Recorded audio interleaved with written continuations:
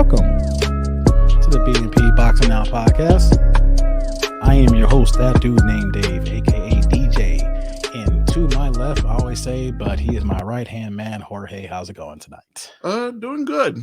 Hey, before we get started here, let's do what we do. People probably getting tired of it, but this is how we got to promote the show here. Of course. Click on like, subscribe on YouTube, click on the bell notification. We're also streaming live on YouTube, so catch us on for that on Sundays and Mondays. We'll give you a dedicated time once we lock that down.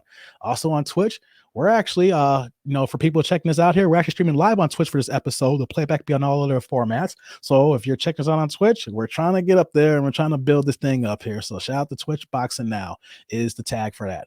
Also, if you're on Spotify, if you just only want to go audio only, Boxing Now podcast, click on the follow button. Also, too, for our affiliates, Spanglish Sports World Channel 250 on the Zingo app in Canada. That's right. We have our affiliate, Spanglish Sports World Channel 250 Zingo app.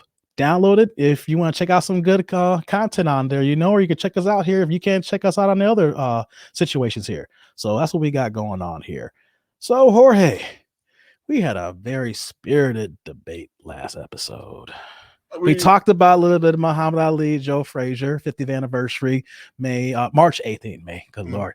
March 8th, man, 50 years. Can't believe that fight, 50 years. That means it was 9 years before I was even a thought when I came here. We were molecules at the time. Yeah. And then, we were talking about Tank Davis and the Mayweather, how he was guiding his career, and we went down a little bit of revisionist history of Miguel Cotto and like we do. It seems like unplanned, but it happens that way with our conversations where, like I said, we got our main debate and our argument there, and then somehow we ended up arguing about the details, the finer details of something that happened as an example for the fight. So, but folks, if you listen to us long enough, and especially moving forward, that is our conversations in a nutshell. Mm-hmm. We are into the finer details and debating those little things.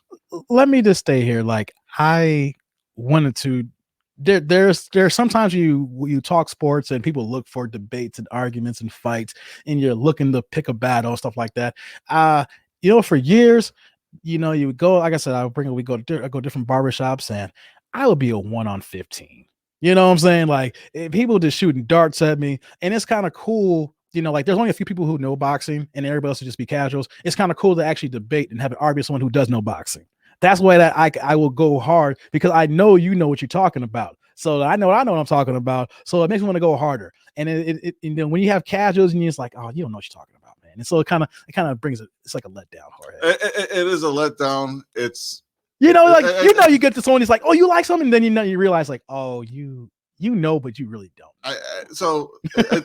It's funny we mentioned that, like, with having a conversation with casual boxing fans, it's a different experience, and it's one of those things that it can start a fight too. Well, here's the thing.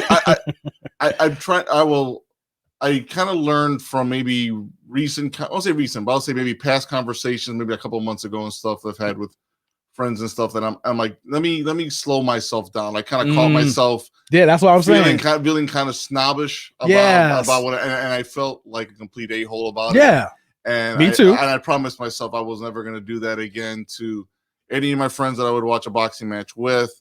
Especially because we do the boxing podcast, it almost feels like you're trying to legitimize your knowledge on the fight itself, or in the boxing game. Mm-hmm. And it could rub people off the wrong way. And I said to myself, you know what? Leave that for the show. Leave that conversation with your guy David. As long as you're with your friends who are watching the fight and stuff, let them have their thoughts and random opinions, and just enjoy the fight with them and enjoy the company. And that's what I'm doing. No, it's not just with boxing. That's any sport. Like, if you are a fanatic and you are very knowledgeable, it could be football, it could be soccer, whatever.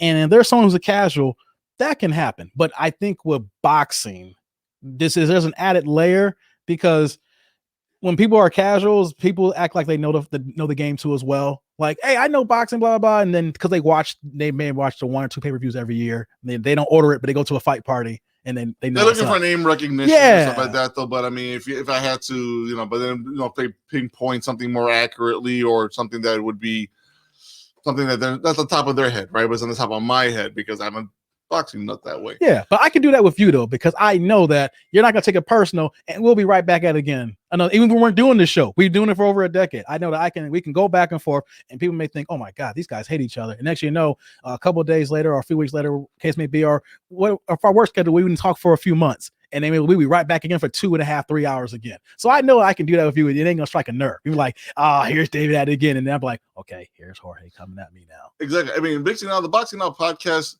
it didn't exist at this name for 10 years, but we've been having our own show, our own personal show for 10 years, folks. So basically, you're just getting to see it live for once and hear it. Exactly. So the last episode, we had a script of things we want to talk about, but the last 40 minutes actually last 50 minutes, because we went over. We normally try to do an hour show, and that went like an hour and 13. So we went over. So we got some extra information. It's like, normally we'd be trying to find some things, but here we go. Let's talk 135, 140 again. So we were talking about Tank, and he has a possible proposed fight. So I'm not going to go back into that. We went through that. We'll wait till the fight actually gets put on, and then we can go into detail on that. What we do have that was signed, sealed, and delivered. Only thing that's missing is actually the location. Is Devin Haney is going to fight Jorge Linares. I know I kind of switched the schedule up a little bit, what we're going to talk about. I figure we'll jump to this one first here, since we're talking about Tank here. Devin Haney, we mentioned on not the last episode, but episode before last, how he was going back and forth. Some episodes before, Teofimo, was throwing screenshots of certificates saying, you ain't the WBC champ, I'm the WBC champ.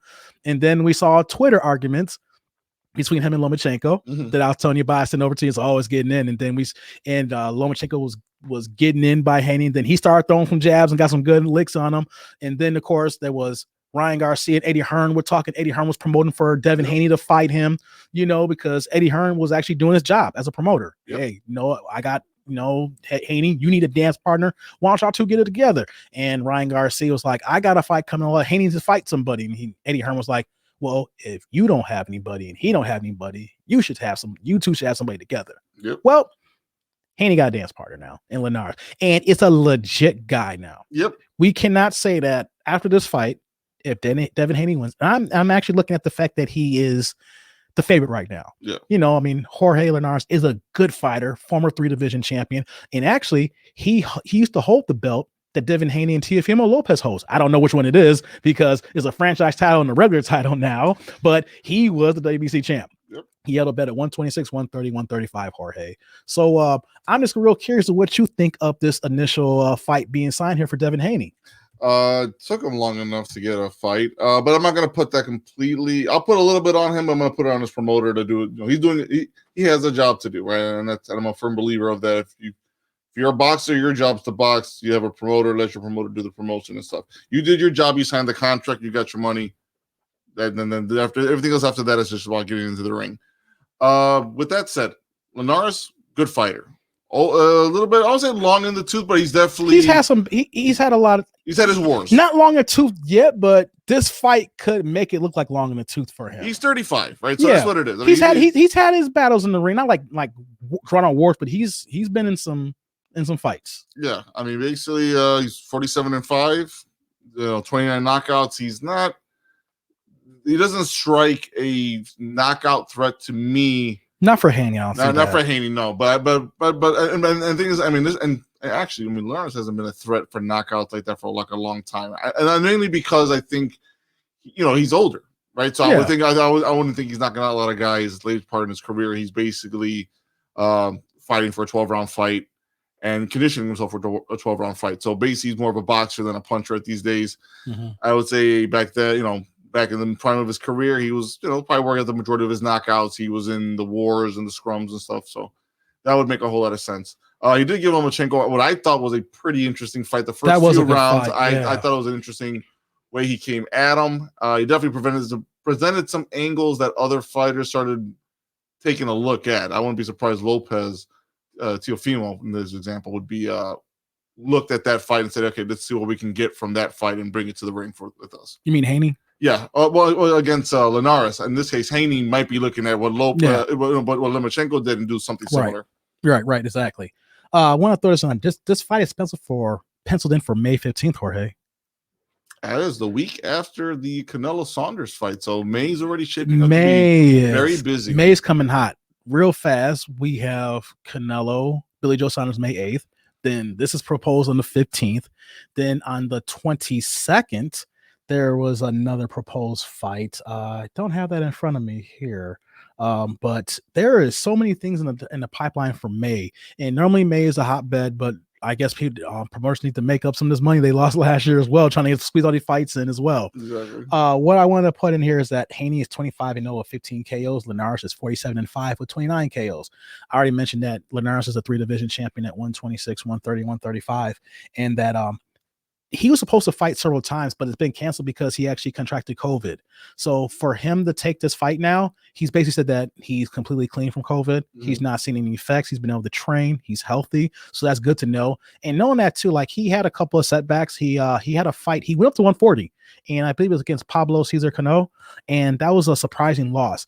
And he realized that, yeah, it's hard for me to make 135, but these 140 guys are not for me here. And so, that was one of the phantom losses. Like, I shouldn't have went to this weight class. Maybe if I should have went to the weight class maybe a few years ago when I was probably ready for it, I'd stay at 135. So he's going back to 135. I think he had one fight already at 135 here. Carlos Morales. Thank you. Yep. Yes. And so that allowed him to get back on the winning trail, looked halfway decent for him to, for this Haney fight, so this is a fight that was kind of easily to make because Linares is on Golden Boy. Golden Boy is on DAZN, same network. Mm-hmm. So, of course, with Haney on Matchroom and DAZN. So that was just an easy fight to make, basically on the same network. And, DAZN basically is probably telling Oscar, we need some fights here and stop acting like an idiot. Put this one on.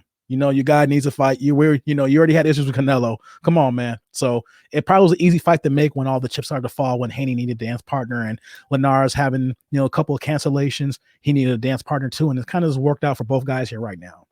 Yeah. It'd be interesting what the undercards are going to look like because like we talked about, May's going to be an interesting month. A lot of activity going on. So I'm hoping.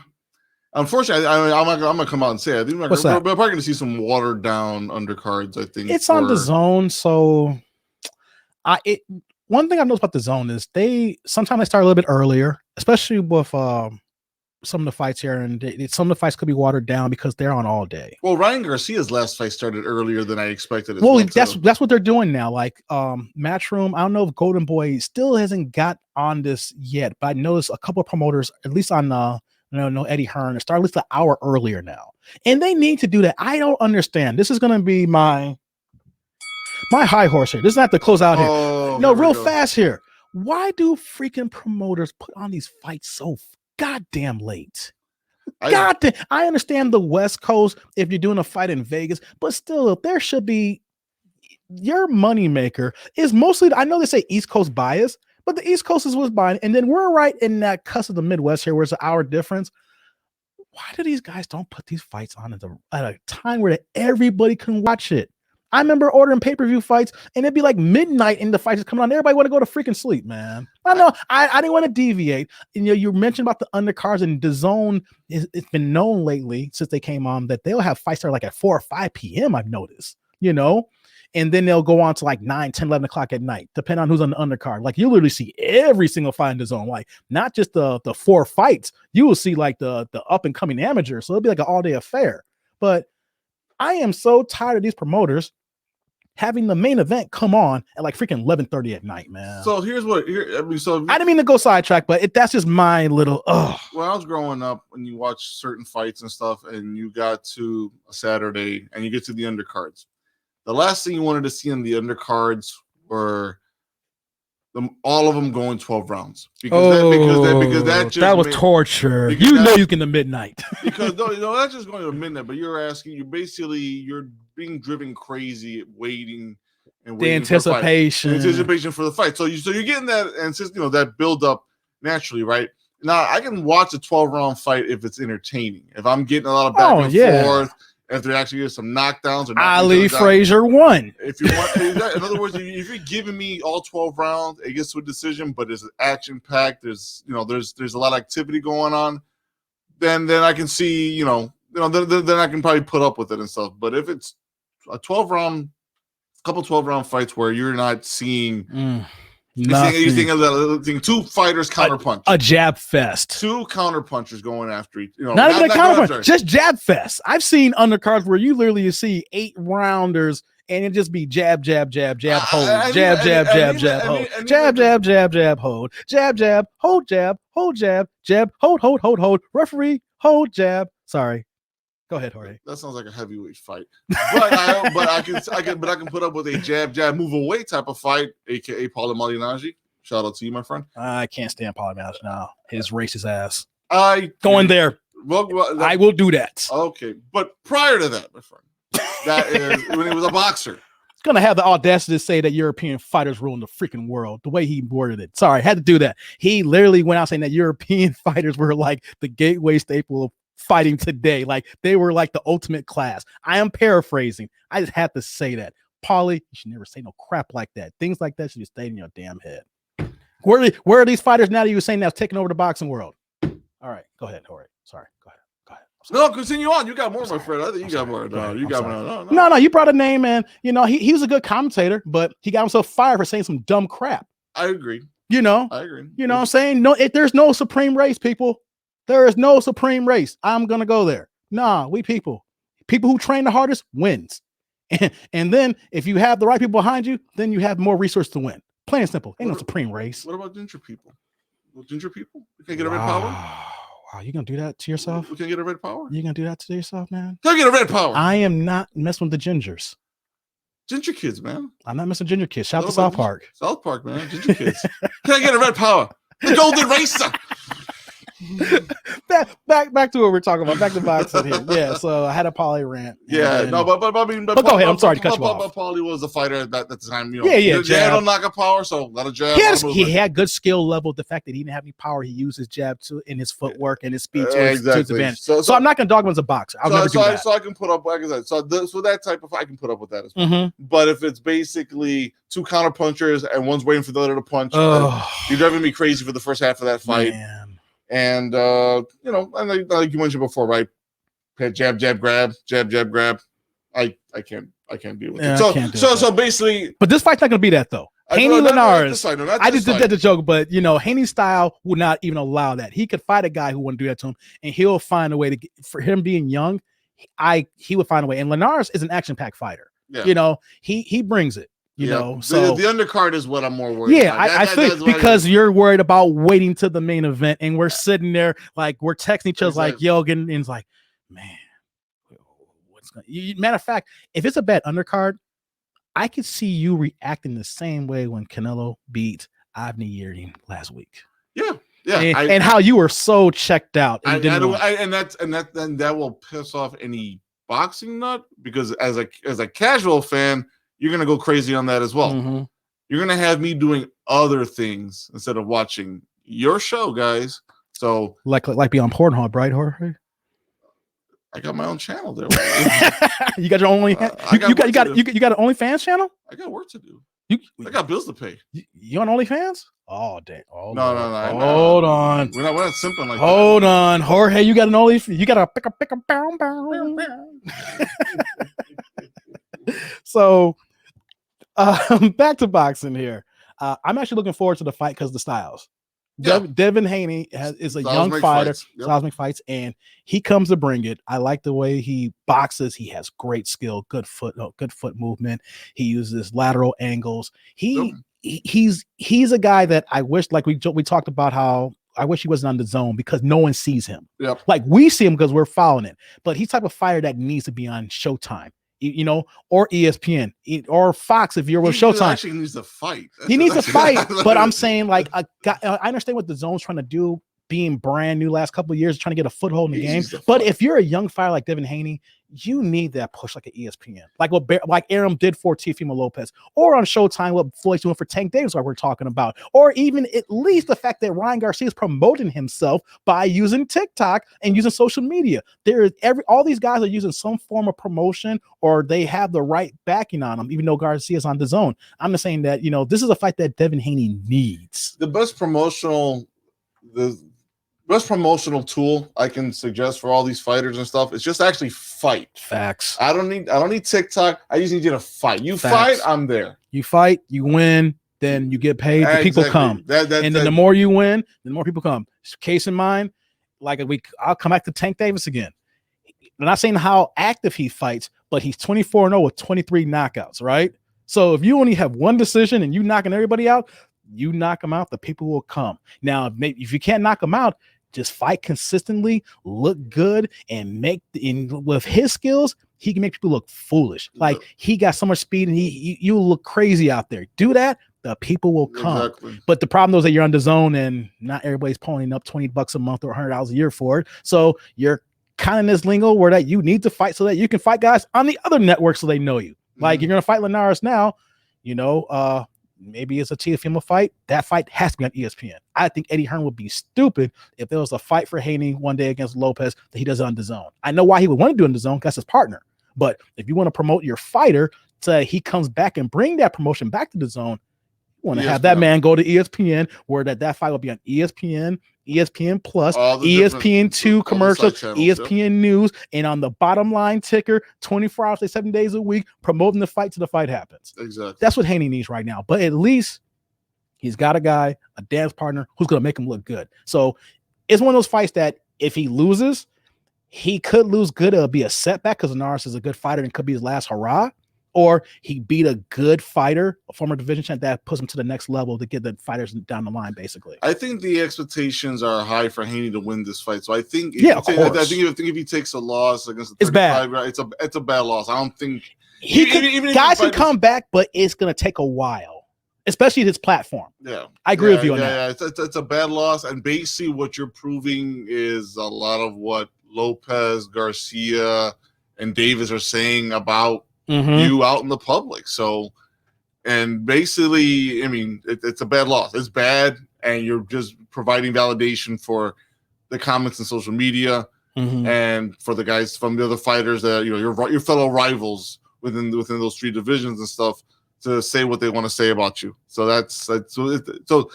Haney's got some pressure right there. He's got to perform. He's got to perform. He's got to look good, and this is the fight he needs, because if he wins good and looks good and everything comes into play like that, then they can't deny him then. Like they talk about with Ryan Garcia and how he beat Luke Campbell. He finally beat a top 10 guy. So now you got to fight someone else now. We know you can fight these guys. Now what's next? This is Haney's step now, because Lopez, he beat the top guy in Lomachenko. So he don't have nothing to prove but just to constantly keep fighting and keeping his belts. So I am really looking forward to this fight. I'm kind of curious to see how the promotion is going to be built up for it, because Haney's been talking on social media a lot lately. So we'll see what happens with that. But, we'll probably get into more details as we get closer to May. Who knows? Depending on the location of the fight. And then, we might be at that fight. If not, hopefully that fight and maybe to skip ahead here and get to the following weekend, Jose Ramirez and Josh Taylor. Thank you. I had a brain fart. I was trying to pull up my notes here, and I had it actually on another screen here. So let's do this here. That very next week, Unification 140. This is going to be a damn good fight. Very good fight. Oh, my God, here. So real fast, man, what do you think about May 22nd lining up here between Ramirez and Taylor? I like the idea that it's a unification fight. It kind of, again, it's been the common theme now, and I think it's a demand that fight fans have been having for a long time, especially starting at the heavyweight division. But I think the heavyweight division is kind of leading the charge with the unification conversation. So it's I think that's going to be the going theme for the rest of the year, and I hope it's a growing theme moving forward. I mean, you got your best fighters, got the belts, put them together. Let them unify and clear that division out before someone decides to make a move up to the next weight division. In this case, whoever wins, most likely is going to 147 and relinquishes all the belts, and he's looking pretty good in that division as a potential opponent for somebody like an Errol Spence or Crawford. Exactly. So I wanted that I'm looking forward to. That's going to basically tell the tale for probably the rest of the year for welterweight. What's going to happen there? Yeah, I was seeing that. I don't have it here in my notes, but after this fight's over, it seems like the WBO always want to come up first. Like we talk about the heavyweight division between Joshua and Fury and how the issues of Usyk and WBO. Same situation here. The WBO is next. So I don't have the guide written who's actually the mandatory, but they've already got him out there already. As soon as they put this out there. The WBO mandatory is next, basically. So it's either going to be whoever wins is going to say, hey, I want to keep all my belts, make one defense, or we're going to see all them go up to the wayside like when Terrence Crawford happened and won it. Because you knew when Terrence Crawford won all 4 belts when he beat, was it Udongo? Man, he was saying that one. That was a bad fight too. They actually put that on pay-per-view. I believe it did like 100,000 pay-per-view buys. It was bad. I mean, it was a mismatch because Terrence Crawford is such a beast, man. And well, he was the beast in that division just based on his dynamics. Yeah. You know, he's just such a great fighter, you know, but he left that and all the belts went to the wayside again. The reason why you have all these belts available now for unification. So that could be a fight for us to go to. I'm actually looking forward to it. I'm actually a fan of Ramirez. I did not think that he was going to win the last fight that he won when he unified his 2 belts. I think it was against Progress.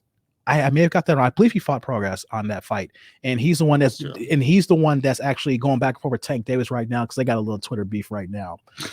Hey, every time we do a show, I'm always talking about someone got Twitter beef going on right now. They're going back and forth, wanting to talk this stuff out. But I'm actually a fan of Ramirez because I actually was not. I didn't say it publicly in my head because we didn't get a chance to talk about it. What that was going on. Oh, Postal. I remember. Victor Postal. That guy's been around. We've seen that guy fight before. We know that. Ramirez, you know, he's not flashy. You know, he just brings his hard head lunch bucket. He likes to cut off the, you know, get to the inside. He can jab. He can go from the outside, but he wants to cut off that distance. You know, he's not a mauler, but he's a fighter boxer, if that makes sense, you know, but he's not a Medina type, you know, but he has good skills. And I followed him, but for some reason, I didn't know. I just, something was not there for me previously, but his last 2 fights, he sold me. He's a good, solid fighter. Now, I don't know how he's going to look in this fight here. I mean, you know, I'm actually I'm on the fence with him right now. Leading up to it might change.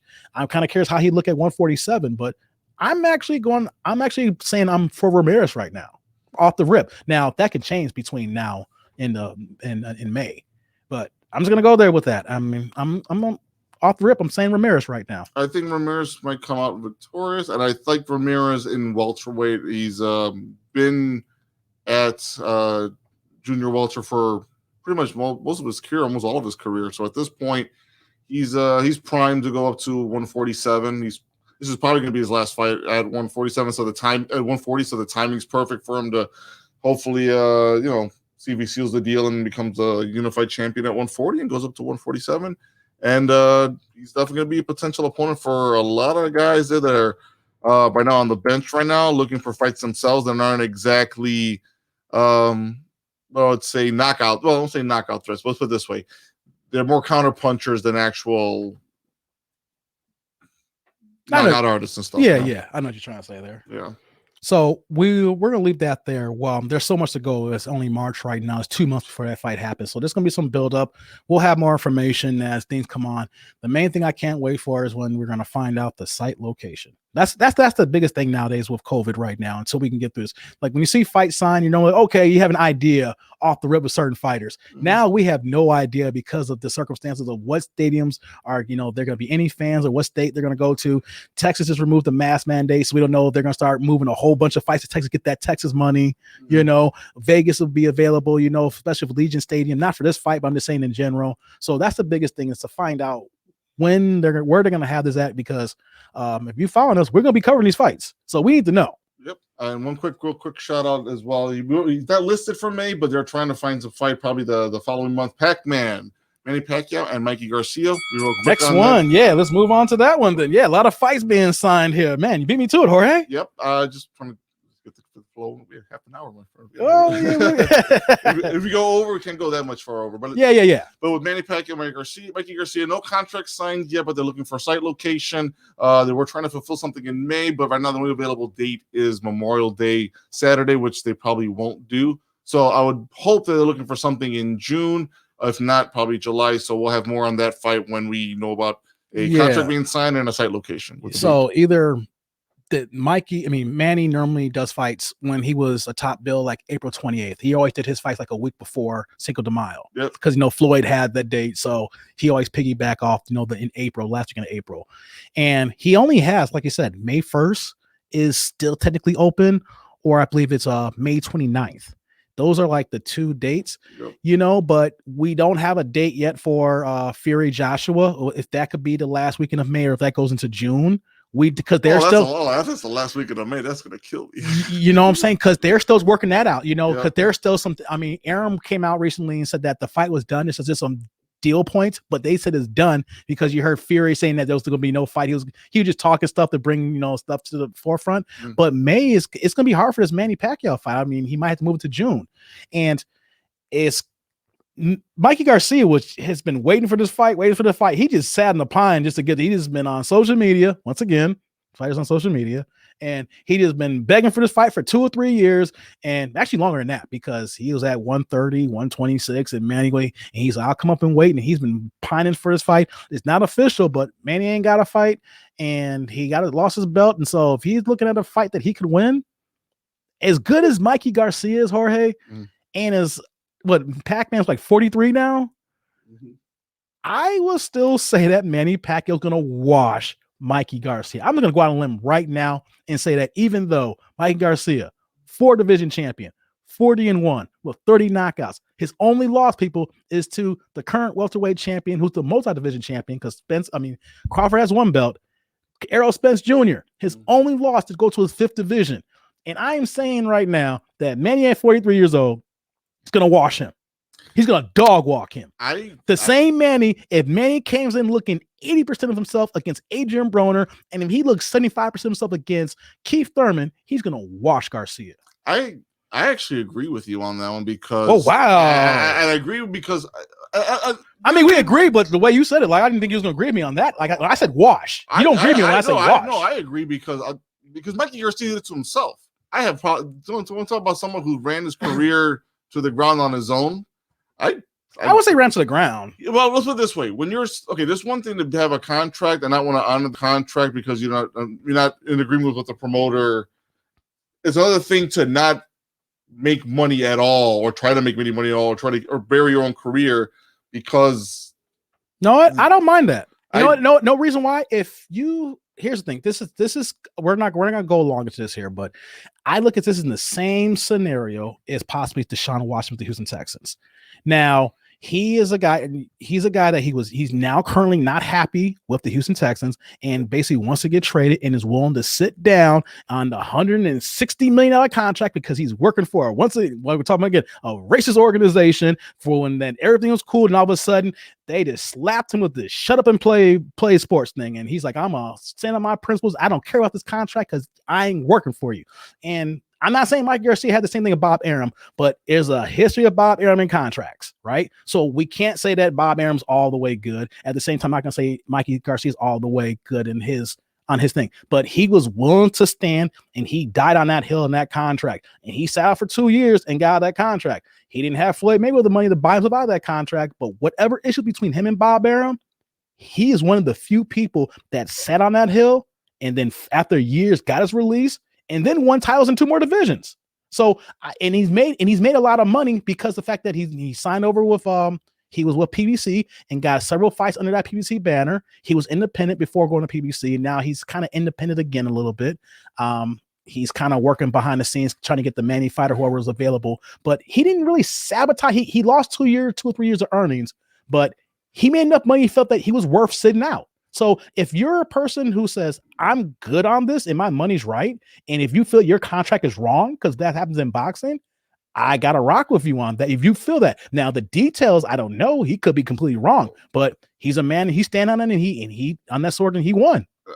My biggest beef really at the time was not so much his disagreements and not being able to, with his promoter aside, I was more annoyed with the fact that he wasn't fighting when his career was really taking off. And I mean, I was a big Mikey Garcia fan in the ring and stuff. I thought this guy was going to come out. Folks, I mean, he was really, really good. Like out the gate at 126. Oh my God. Yeah. He was destroying people and knockout power. Good knockout power. I mean, he's 40. He's got 30 knockouts in his 40 wins. I mean, especially, but when good skills too, not just the knockout power. His skills. I mean, he's not the flash, he's not the fastest, but his timing. Like, anybody can be faster than you, but if you have the skills where you're fast enough, you have timing. That's Mikey Garcia. timing and the placement of his punches and his footwork. Not fast, not flashy, but knows how to get there at the right time. You know, not everybody could be a sports car. He's more like a GT. You know, he got the speed when you need it. You know, so. But I wouldn't say he sabotaged his career. The reason why I'm saying that, because he sat on that hill and died on the hill. And just recently, about a month ago, you know, they asked about Bob Arum. He says, I have nothing to say good about him. He is willing to stay on his, I will never work with this man again. He is dying on that hill. Yeah, no, I get it. I absolutely, I get it. But I think at the same time, but you can die on that hill and I still think his ass whooped, though. I'm just saying that. No. But I was saying business aside, from a boxing fan point of view, it just kind of drove me crazy. That's all. From a boxing fan point of view, I wanted to see him into some more fights, bigger fights, and basically, and when he lost to Errol Spence, that was basically a money grab. But had he had not skipped out maybe for a couple of years not fighting, he probably would have fought Errol Spence anyways. But at least he might have put a better showing. I don't know if he would have won. I don't know if he lost, but he could have been fighting consistently. It doesn't matter if it was a year earlier, 2 years earlier, or 4 years later. Errol Spence had the car accident. They fought him again and fought him at that point.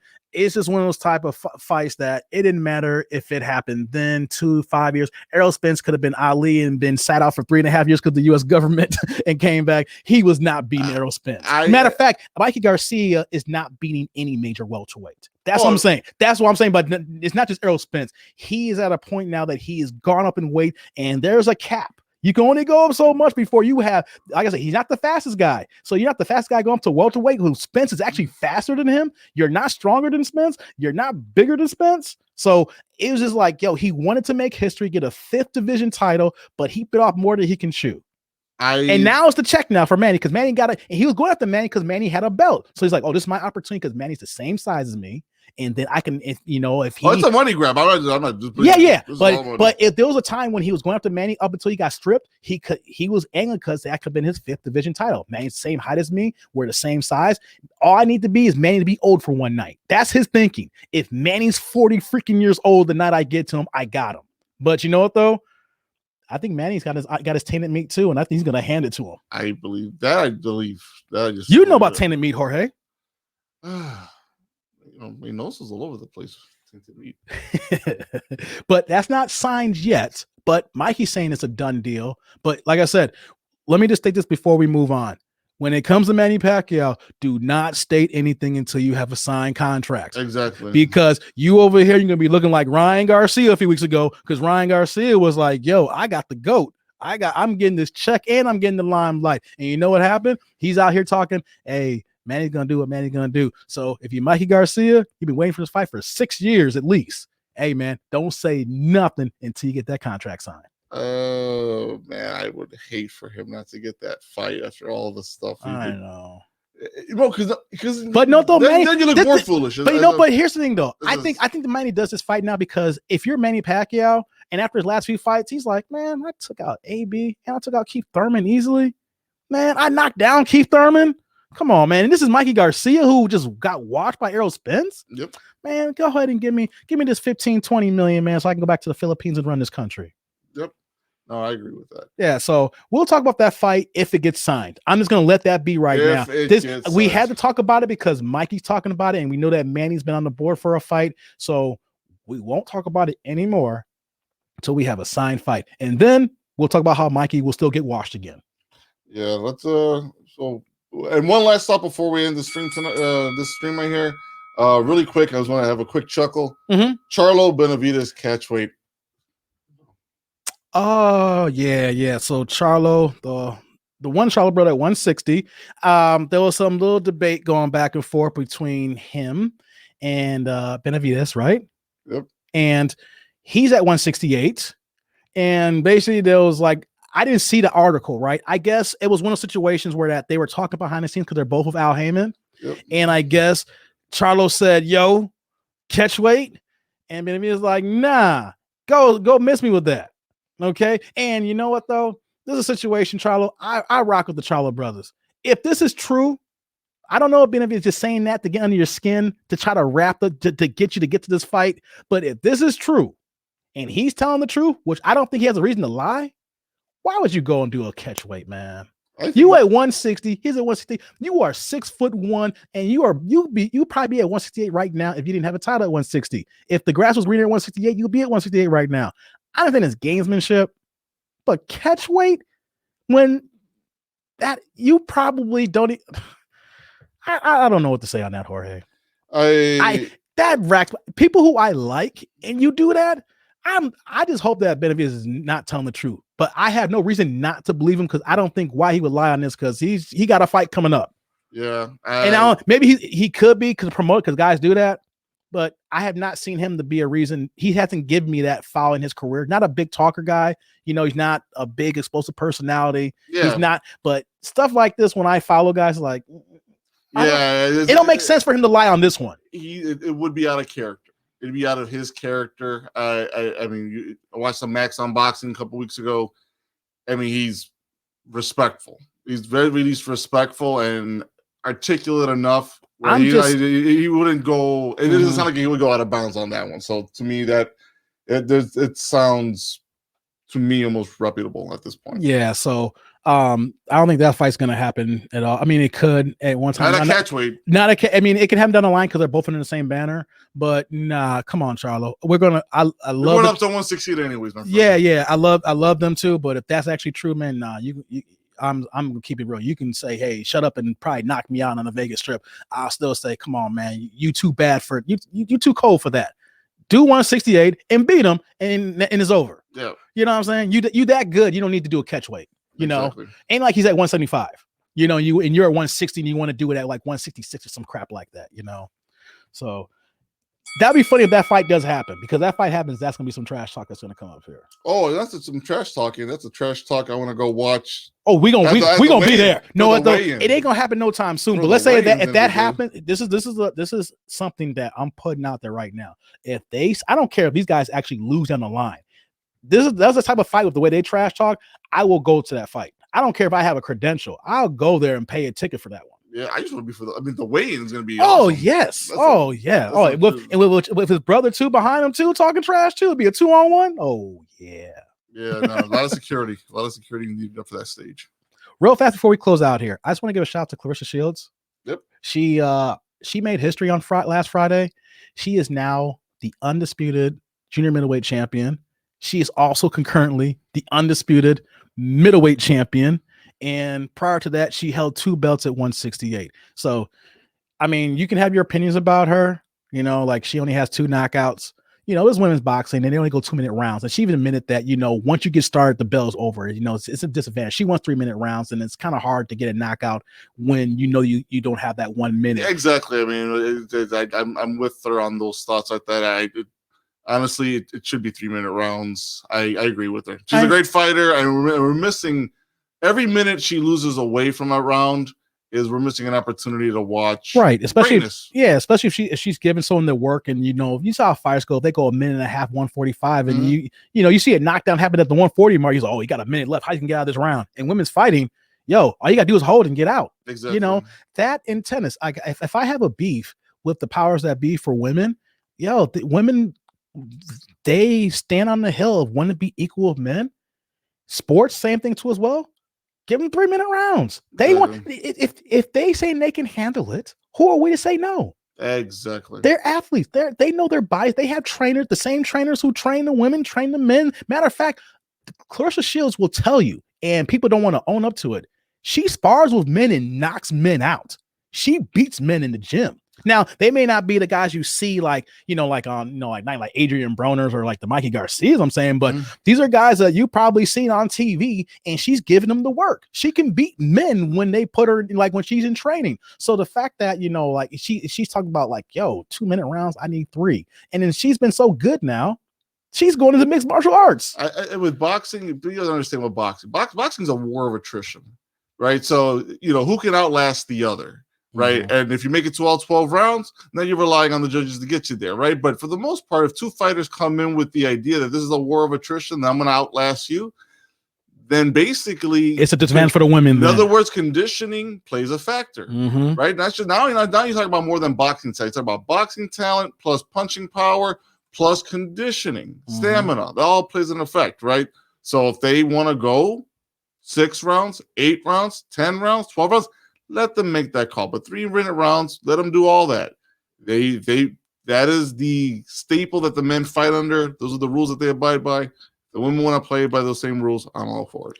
I just want to say this too, for the women who may follow this show or women who may check this out or women fighters.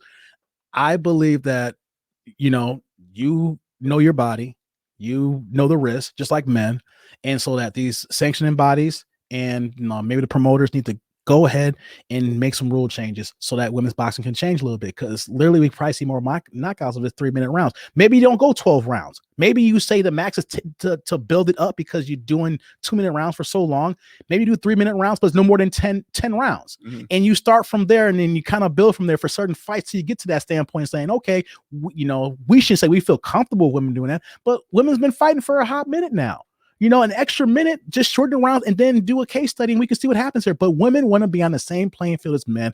Who are we to say that they should not be there? I mean, that's how I feel. And Clarissa Shields is showing that she's a beast. I love boxing, but I'll tell you right now, for the women boxing fans out there, women's MMA to me the more is entertaining and very entertaining. And I've watched the MMA fights, WFC fights. With the intent on watching the women's fight more because of personalities there at the time. And I'm talking about Ronda Rousey, Amisha Tate, Nunes. I mean, they were there. Yeah. I mean, they were there. There was enough personality there. The styles themselves. Holly Holmes, the one to forget about her. She was a boxer and she was an accomplished boxer before she went to MMA. Kickboxing champion. I mean, she was great. I mean, those styles. You want to talk about styles made fights? MMA women's styles made some fights. This boxing is no different. Give them the opportunity to do and govern their work the way they want it. Okay. So I'm going to close this out here on that. I just had to give a shout out to Clarissa Shields because I mean, I feel bad for her because she don't have any dance partners right now. She's cleaned out 154 now. 160. She would go back to 168, but there's no one there. She had 2 belts, and it wasn't even worth for her to get the other 2 belts. That's why she went down to 160. So now the talk is, before we close out here, is that the one champion at 140, I can't think of her name right now, they want her probably come up to 147, and then have Clarissa come down to 147. So it'll balance out the smaller woman, and she's like, give me $1 million, lose my ass. She's like, she ain't the problem. 147 losing his ass is the problem. Mm-hmm. He says, I'm a girl of hips. So she would do it. I mean, but wouldn't that be crazy though for someone to go from 147 to 168 in her? And I know it's women's boxing a little bit different because she don't have the dance partners, but I'm just saying that I just hope that there's some people that come in the timeline that gives us some real fights, because she's going to be fighting an MMA fight, I think, in the summertime. And so if she don't have any dance partners, she's gonna be like, hey, the hell of boxing, because I beat everybody. I'm gonna have to do this mixed martial arts like you're talking about here right now, because she's bored. Yep. For all the guys that know me in fantasy football, I have a league team there named Ass Man. Yep. So this is that's why I brought this up here. This is an endorsed message from the Ass Man. I don't approve of that message from Clarissa Shields. We do not want to lose her ass. You cannot lose her ass. No, she's a thick woman. I met her in Vegas. Yeah. So for her to go down to 147, and I saw her in person, that's gonna be a lot. Yeah, it's a lot of ass you're gonna lose. Don't want to see it happen. No. Nope. On that note, we're gonna close out of here. We man. A lot of boxing this week. A lot of things going on here. So let's close out here. Click like, subscribe, notification bell for YouTube. Be on the lookout for live shows for Twitch. Going forward now, all shows on Twitch will be live streaming. So that's Boxing Now, Spotify. Click on the follow button for a Boxing Now podcast. Also for our affiliates on Spangler Sports World, channel 250. On the Zingo TV app in Canada. Once again, Spangler Sports World channel 250 on the Zingo app in Canada. Shout out to our affiliates. And also for people who want to check me out here, also it was last night that we had it going on here for Jump Off Live. So Wednesdays, 8 p.m. Central Time on YouTube Live, as well as on Twitch. Jorge, what you got? Live_Domino. That's a Twitch TV channel. We're playing on Wednesdays, Thursdays, and Saturdays. On Wednesday, we'll be at PL Lounge in Chicago, 3456 North Pulaski. We're doing a live show there at 8 p.m. We can start. The games start as early as 6 p.m. Central, but we'll start live streaming at 8 p.m. Then on Thursdays and Saturdays, we'll be at La Taberna at 8 p.m. Central. We'll catch the stream there from 8 to 11. All right, man. Thanks a lot for that, Jorge. So we're going to be closing out here. We'll be back next week for some more episodes. Well, if we have some more boxing news, we want to keep up to date on that. So we're going to close out here. So for Jorge, Papo, I'm that dude named Dave, aka DJ, and we are out of here for Boxing Now Podcast. Take care, people. Have a good night.